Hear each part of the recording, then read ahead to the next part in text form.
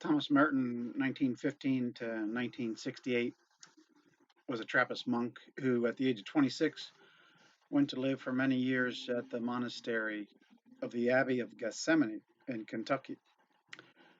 His writings include such classics as The Seven-Story Mountain, The New Seeds of Contemplation, Zen and the Birds of Appetite, and The Way of Chang Tzu.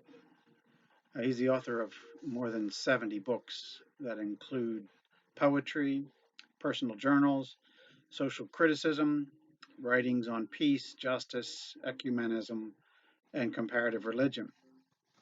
If you're not familiar with him, I suggest you become so. James Finley says of Merton that everything he said amounted to an invitation to join him in listening to God in silence. Surrender to silence. Discover for yourself how patiently God waits in silence for all your inner noise to exhaust itself, so that finally, impoverished and spent, you can begin to hear God uttering you and all things into being. Thomas Merton says, I do really have the feeling that you have seen something most precious and most available too. The reality that is present to us and in us.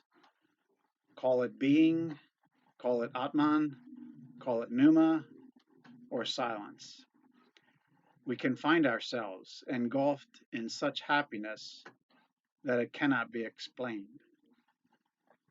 The happiness of being at one with everything that is hidden in the ground of love, for which there can be no explanations. Merton goes on to say, I suppose what makes me most glad is that we recognize each other in the metaphysical space and silence of happiness, and get some sense for a moment that we are full of paradise without knowing it.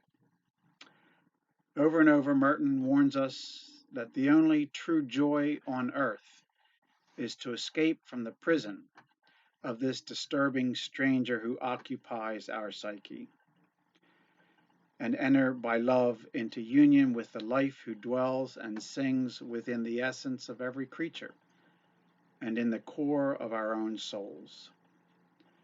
To live in this conscious communion is what Merton means by contemplative life, that plants in us something of heaven.